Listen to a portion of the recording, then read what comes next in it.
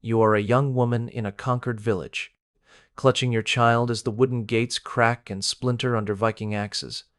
The night sky glows orange, flames leaping higher than the church steeple, ash raining down like black snow. The air stinks of smoke, salt, and blood.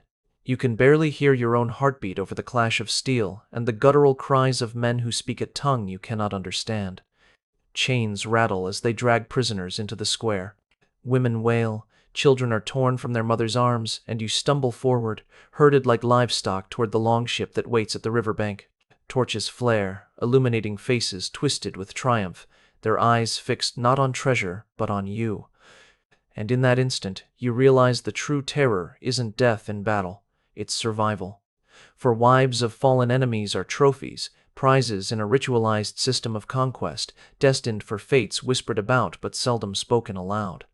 The sagas remember the Vikings as explorers, shipwrights, and poets of the sea. But behind the romance of long ships and runestones lies a darker truth, a truth carved not in stone, but in the broken lives of the women they carried away. If this glimpse into forgotten shadows grips you, take a moment to subscribe and share in the comments where in the world you're watching from. Each response fuels the search for more buried histories, the kind official chronicles tried to forget. For 3 centuries, from the 8th to the 11th, Vikings ruled the seas from Ireland to Russia, their reach spanning kingdoms, rivers, and coastlines. Their wealth was measured not only in silver, ivory, or furs, but in the flesh and futures of the people they conquered. Chroniclers from the Anglo-Saxon world to the Arab world recorded what raids left behind, not chaos, but policy. Not accidents, but systems. The wives of defeated enemies were not incidental victims. They were the beating heart of an economy of terror, woven into Viking diplomacy, trade, and psychological warfare. Let us unearth how systematic this nightmare truly was. When the first flames die down and the clamor of axes fades into silence, the aftermath of a Viking conquest begins. The men who fought are either dead or shackled, dragged away for hard labor in fields and mines.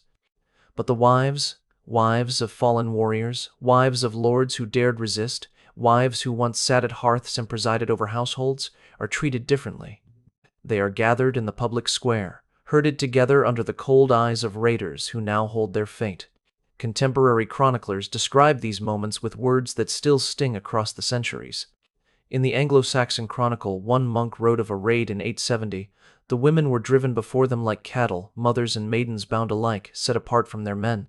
Ibn Fadlan, who traveled among the Norse along the Volga, noted the methodical way they valued captives, not by name, not by lineage, but by age, appearance, and condition. Human beings reduced to line items. The sorting itself was a weapon. Families were deliberately broken apart in full view of one another. Mothers forced to watch as daughters were pushed to the front of the line, evaluated for beauty and fertility. Husbands beaten to the ground while their wives were claimed, the act of separation itself more devastating than the blade. This was psychological warfare at its most intimate terror that bled beyond the battlefield into the marrow of daily life. It was not chaos. It was system. Women stood in rows, examined like livestock, their value determined as coolly as silver or fur. The euphemistic language of ledgers tells us much: females fit for household, maidens of bearing age, wives of chieftains. They were not individuals but commodities, tallied beside cargoes of timber, amber, and grain. Archaeological digs at trading centers like Hedeby and Dublin have unearthed iron shackles, scales for weighing, and fragments of records noting the age ranges of captives. One document lists, chillingly, 15 females, 16 to 20 years, fine condition. And so the public square became a theater of humiliation. The system was designed to crush not only the body, but the spirit of entire communities. To see a neighbor's daughter lifted onto a ship, to hear her cries echo down the river valley, was to understand that resistance came at a cost deeper than blood. It meant the erasure of your lineage, the theft of your future. The economic logic drove it all. Viking commanders were rewarded with human cargo bonuses. The price of a young woman in Dublin's markets could equal a chest of silver. In Constantinople, a nobleman's wife could fetch a fortune in coin and status. It was this economy that kept the longships sailing. Raids were not blind fury. They were calibrated for maximum human yield. Chroniclers in Francia recorded villages emptied of nearly all women of marriageable age in a single night, entire generations stolen to feed the Viking trade machine.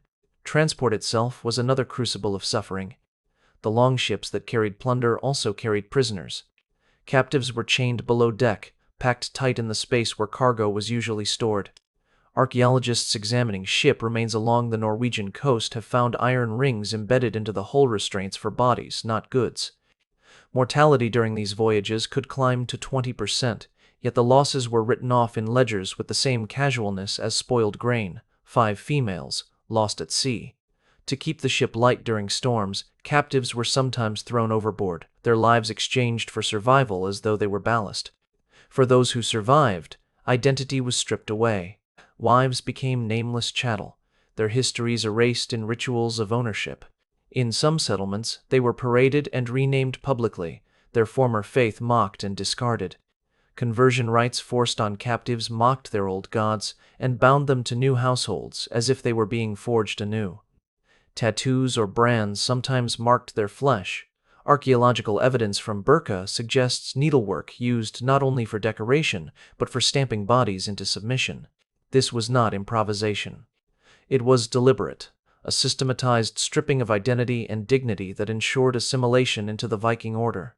And once transformed, these women served roles far beyond concubinage. They were political tools, traded as peace offerings, leveraged as symbols of dominance. Their wombs became contested ground where lineage and conquest intertwined. And yet, the trauma reached further still. Families learned to anticipate the raids, to resist in desperate, tragic ways. Some scarred their daughters, marking their faces or hands so they would be deemed less valuable. Chronicles whisper of mothers drowning children to spare them a fate worse than death. Others hid girls in forests, or cut their hair short and disguised them as boys. Resistance itself was proof of the terror these systems inspired, a terror so profound it reshaped entire communities' traditions, marriage customs, even settlement patterns, as villages moved inland to escape the sea wolves. Pause and consider, when fear compels parents to mutilate their own children, what kind of system has been created?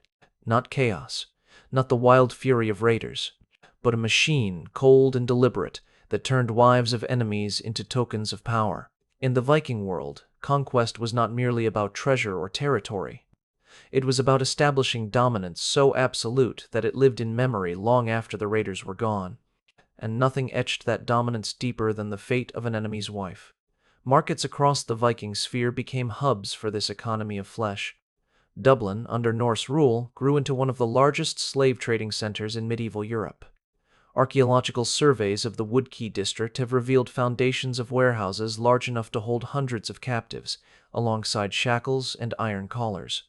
The annals of Ulster record raids in which entire villages were carried to Dublin and sold en masse, the chroniclers noting the prices of women as though tallying livestock. Hedeby, on the Jutland Peninsula, linked the Baltic to the wider world, funneling captives south into German and Slavic markets. From there, many were sent east along the river routes to the Black Sea, where Arab chroniclers describe markets filled with Slavic and Anglo-Saxon women, their fates sealed under foreign suns. The wives of noblemen carried the highest symbolic value. To possess the wife of a rival chieftain was not merely profit, it was humiliation inflicted on a lineage. Sagas record such moments with boastful relish, warriors boasting of bedding the wives of their slain foes as proof of superiority. These tales were passed on as part of the oral tradition, embedding exploitation into the very fabric of Viking identity. What was private suffering became public theater, and yet, behind the bravado lay brutal calculation. By capturing wives and weaving them into new households, Vikings could destabilize rival clans while strengthening their own bloodlines. Children born of captives carried mixed heritage, often assimilated fully into Norse society. Over time, this blurred lineages, spreading the genetic imprint of conquest across continents. Modern DNA studies in regions once under Viking sway reveal markers consistent with this forced assimilation, a biological ledger of ancient crimes. The language of law codified the system. In fragments of early Scandinavian codes, violations against captives were not prosecuted as crimes of violence, but as property damage, with fines paid not to the victim but to the captor owner. Sexual violence was recast as theft. an act against male property rather than human dignity. To humiliate an enemy's wife was to injure the enemy himself, and so long as the victor profited, the law stood silent. Rituals further sanctified the cruelty. In some accounts, captives were paraded during festivals, mocked in staged marriages that lampooned their fallen husbands. These ceremonies blurred humiliation and entertainment, turning suffering into spectacle. Chroniclers describe women forced to carry horns of mead at feasts, dressed in rags or adorned with stolen finery, while warriors toasted to their degradation. The message was clear: power was measured in the ability to own, display, and mock the defeated.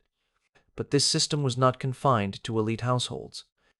Even common warriors aspired to claim captives, and in doing so, they carried the logic of exploitation deep into the fabric of Norse villages.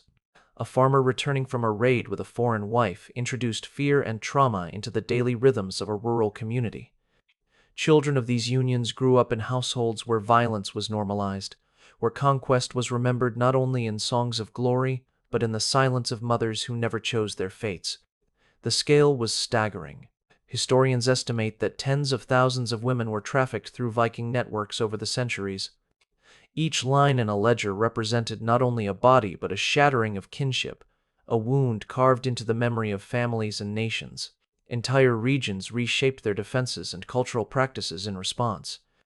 Along the coasts of Francia, villages were fortified not only against pillage but against abduction, their walls built to keep wives and daughters safe from longships.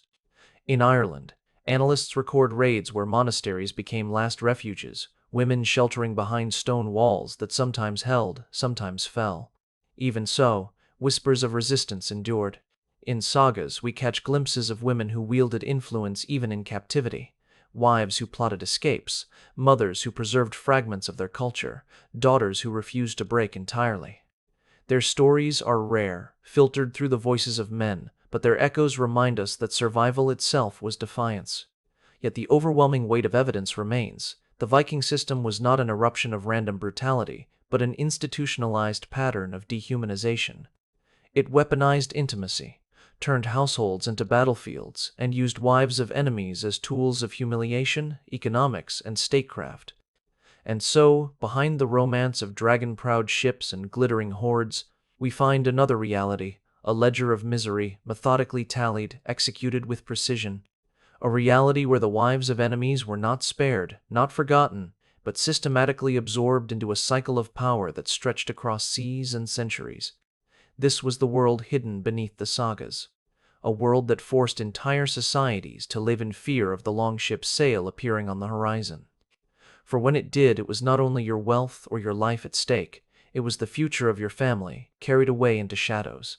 The deeper one looks, the clearer it becomes. What happened to the wives of fallen enemies was not improvisation, not savage excess, but a machine of power. A system honed across generations, fed by profit, sanctified by ritual, and normalized by silence. At the heart of it was calculation. Viking leaders did not simply allow their warriors to claim women as prizes. They encouraged it, planned for it, and measured its yield like harvests of wheat. Scouts sent ahead of raiding parties were instructed not only to map rivers and defenses, but to note concentrations of desirable households, settlements where women of noble birth or youthful age might be found. Raids were scheduled seasonally, timed to coincide with harvests when villages would be fullest, or with festivals when women gathered in larger numbers. The brutality of war was made efficient, targeted toward maximum human yield. Once taken, the wives became part of a cycle that perpetuated itself. Captives, once broken, were sometimes forced into roles as selectors of new victims. Chroniclers whisper of women compelled to assess the fitness of younger captives, their judgment sharpened by their own suffering. It was a perverse inversion of sisterhood, turning one generation of victims into instruments of the next. This was how the machine endured, feeding on itself, grinding down resistance not only with the sword, but with despair. The logic extended into what modern minds can scarcely comprehend. Breeding programs disguised as household management. The wombs of captives were monitored like agricultural stock. Surviving fragments of Viking-age law codes, when cross-referenced with chronicles, revealed chilling patterns: pregnancies recorded, children claimed by fathers without regard for the mother's status, birth intervals tracked for productivity. Some ledgers found in Hedeby note the cycles of women alongside livestock, as though fertility itself had been commodified.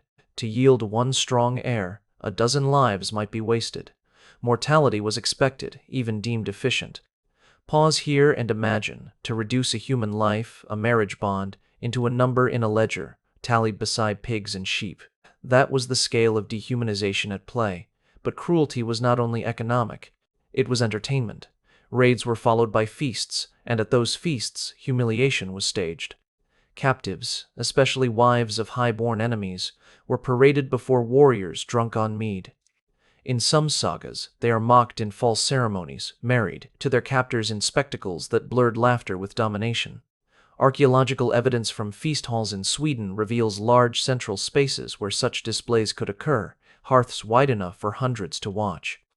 Chroniclers record women forced to sing, to pour mead, to wear stolen jewelry from their own looted homes, while warriors roared with laughter. Their degradation became public theater, woven into the rhythm of celebration. Justice itself was inverted. In Viking codes, if a captive was violated by someone other than her owner, the crime was not recognized as violence but as theft of property. The fine went to the captor, not the victim. Sexual violence was not a violation of a woman's dignity, but an economic dispute, an injury measured in silver rather than in scars. It was this legal scaffolding that allowed the system to continue unchecked, normalizing the unimaginable by reducing it to property law. And this normalization seeped into the marrow of society. Children born of these unions grew up within Viking households, often assimilated fully into Norse culture. Some rose to positions of power, their mothers' suffering erased by the bloodlines they now served. But for every child who thrived, countless more perished, infants drowned, abandoned, or lost in transport. Chroniclers note that for every 100 captives taken, perhaps 10 would survive to adulthood. And yet, that 10 was enough to sustain the cycle, to fuel the illusion that the system was successful. Consider what this meant for villages left behind. Rumors spread faster than longships. Stories of what awaited wives carried across borders, whispered in marketplaces, etched into the memories of survivors. Entire communities altered their behavior at the mere threat of Viking sails. Families mutilated daughters, burning faces, breaking bones, to render them less appealing. Some turned to religious rituals, cloistering women in monasteries or dedicating them to the church as a form of protection. Others, in desperation, offered wives and daughters voluntarily, hoping to spare the rest of the village from slaughter. Terror became self-perpetuating, a weapon sharper than steel. Even the environment bore traces of this system. Settlements along vulnerable coasts shrank, populations migrating inland to escape raiding routes. Archaeologists mapping abandoned villages in Ireland and Scotland find patterns that align with Viking incursions. Whole communities uprooted not by plague or famine, but by fear of abduction. The irony is that while sagas celebrate Viking courage, their true power often came not from battle, but from the whispered dread of what they would do to the wives of their enemies. Entire armies surrendered, rather than risk their women being taken. Kings paid tribute not to avoid death, but to protect their families from enslavement. This was psychological warfare institutionalized, where intimacy itself became the battlefield. Religion played its part too. In pre-Christian Norse belief, conquest was sanctified by the gods, and the spoils of war, including women, were seen as rightful gifts of Odin and Frey. Later Christian chroniclers recoiled at what they saw, recording their horror in terms meant to shock their readers, priests lamenting that the sanctity of matrimony was torn asunder by heathen wolves. But for the Vikings themselves, ritual and religion offered cover, a divine mandate that framed cruelty as cosmic order. And so the cycle turned. Raids bred captives, captives bred children, children became assimilated, and the system renewed itself. What might seem unsustainable endured for centuries because it was never treated as an aberration. It was woven into law, economy, ritual, and memory. It became invisible to those who benefited, yet unforgettable to those who suffered. This is the chilling revelation. The Viking world built its strength not only on swords and ships, but on the systematic exploitation of its enemies' wives. Generations were shaped by it. Cultures reoriented themselves around it. Whole lineages vanished because of it. And yet, in the popular imagination, this truth remains buried beneath the romance of exploration and adventure. Pause and consider again. To the Vikings, a wife was not a person but a currency, her body stamped with value, her future erased, her children absorbed into foreign households. To her people, her abduction was a wound deeper than death, a scar passed down in silence. This was the true legacy of Viking conquest. Not just the sagas carved in stone, but the broken lives recorded in ledgers and whispered in chronicles. A system so normalized that even today, its shadows linger in the genetic, cultural, and psychological fabric of Europe. The machine of exploitation, once set in motion, did not stop. It endured until the Viking Age waned, leaving behind not only ruins and artifacts, but memories carried in the blood of those who survived. Step back from the smoke of burning villages, from the cries that once echoed along riverbanks, and we find ourselves staring at a sobering truth. The Viking Age, so often romanticized as a saga of adventure and discovery, was built on the systematic destruction of families. Its monuments were not only the longships that crossed oceans, but the silent scars etched into the lives of wives carried away as living trophies. This is how civilizations normalize the unthinkable. When power goes unchecked, even the most sacred bond, the union of husband and wife, can be transformed into a weapon of war. Intimacy itself became a battlefield, love redefined as property, survival as humiliation.